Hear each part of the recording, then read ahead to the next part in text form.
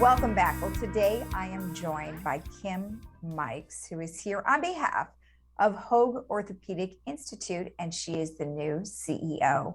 Well, Kim, thank you so much for joining us today.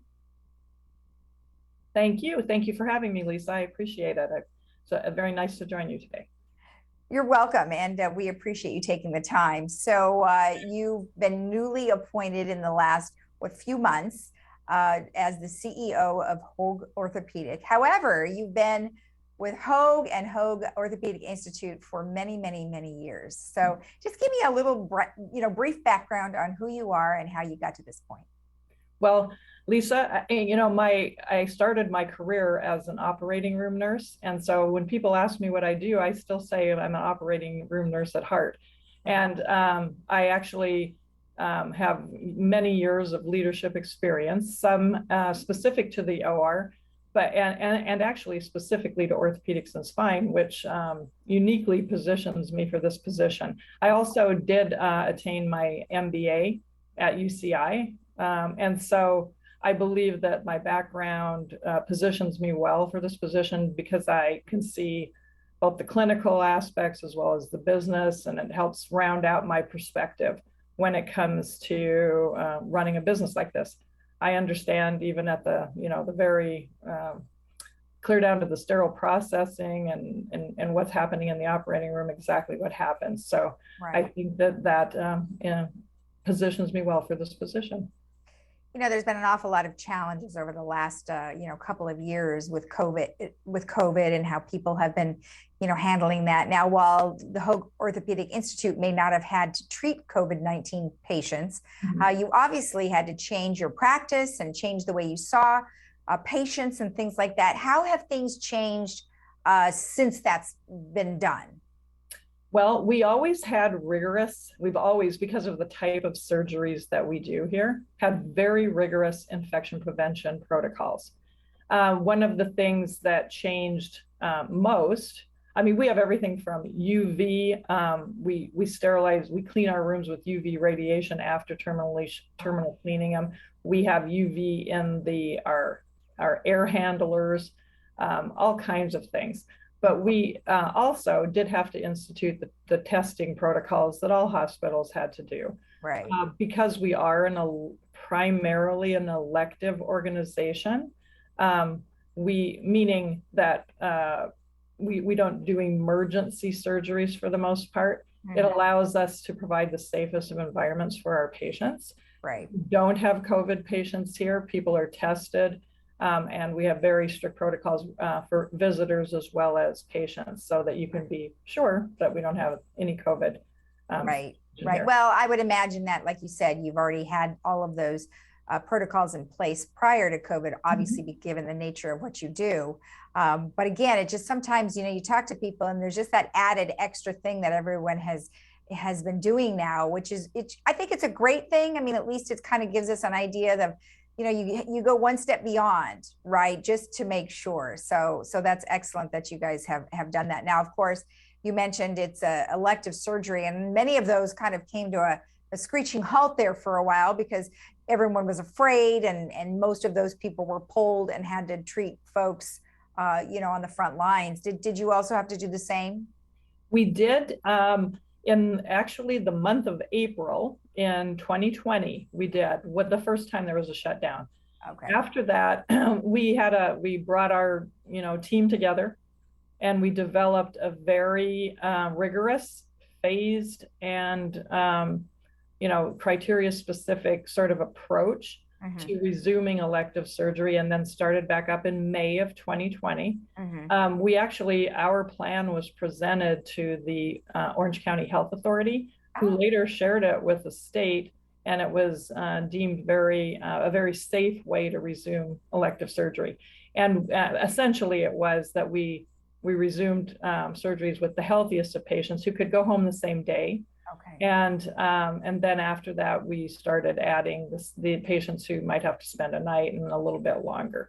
But that was the only time that we did have to suspend surgeries. After that, other times, some of the other general acute care hospitals had to, primarily because they were caring for the influx of COVID positive patients that was impacting their capacity.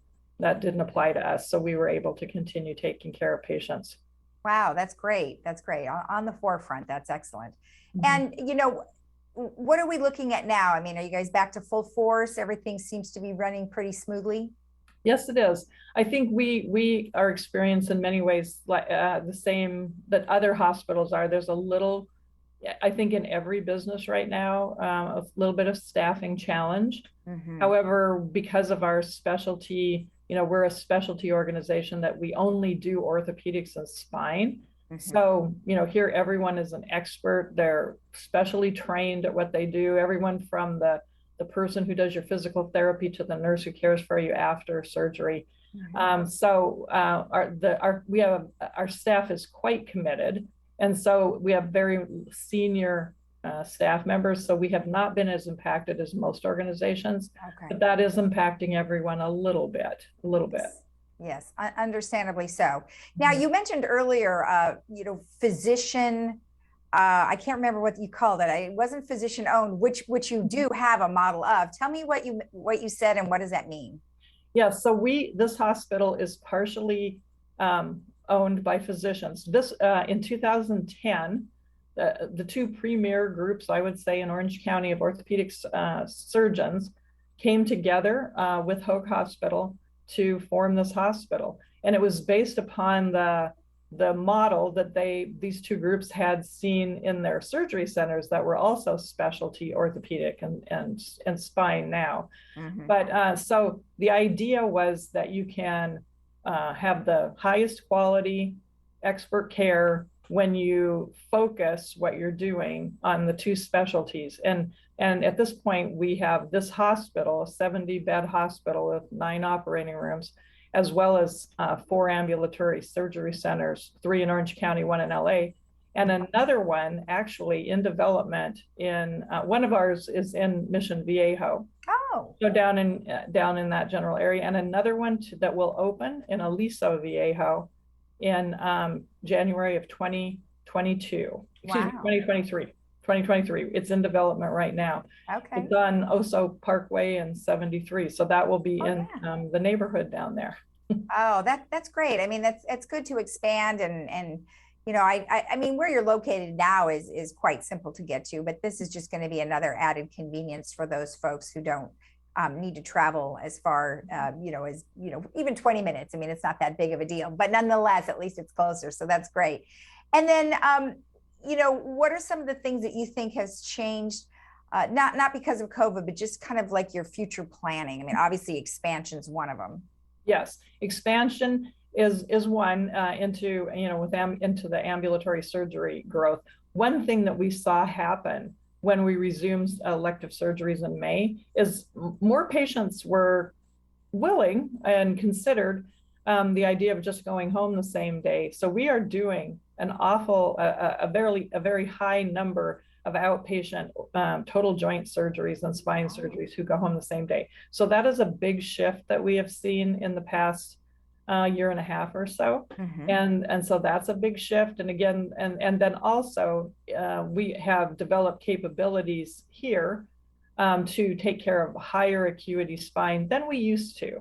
You know, we've always done spine, but some of the really large spine cases tended to be done at the general acute care hospitals. But now we take care of the highest acuity spine cases possible. Again, when you have the expertise of staff members who do nothing but orthopedics and spine, why would you go anywhere else? Right. No, absolutely. And that's great because it seems like technology is also advancing to allow you to send people home the same day. Yes, we have robots and, you know, all kinds of the newest technology. We have navigation systems, everything that will allow for the highest quality care for patients. That's excellent. Well, is there anything that I've missed? I think one thing that I didn't mention, you know, when you asked me about the physician ownership, I don't think I kind of went around that, but the fact that we are partly physician owned, it lends itself to alignment across the board with the entire leadership team, the staff, and the physicians. our group of physicians are so very smart when it comes to taking care of patients, and they know every committee that we have, our quality improvement committee and our medication safety committee has physician participation, so that when things are identified that we could do better, they're immediately on board, and quality is always foremost in their minds. They know that high quality care will always prevail when it comes to doing the best for their patients. Yeah. So we are able to get them in other hospitals. Sometimes can be, because I've worked at 4 other hospitals in my career, and sometimes it's a challenge to get physicians to get on board with changes as you implement them. Here, that is never a problem because they are committed to the same. We're all pulling in the same direction, and they themselves will hold each other accountable to make sure that they're following. Once a decision's made about what's best for in the interest of patient care, they will hold each other accountable for that. So it's a unique situation. I actually experienced it at one of my other positions in my career, where I was at a spine specialty hospital that was partly physician owned, and I experienced the same thing. It's just it makes things easy. It makes my job easier. Yeah. Well, it's definitely a different way to go about it. That's for sure, because I'm not aware of other hospitals here in Orange County that do such a thing. So we're unique in that regard. Yeah. Exactly. All right. Well, excellent. Well, thank you so much for the information. Congratulations. And one of these days we'll get you here in the studio.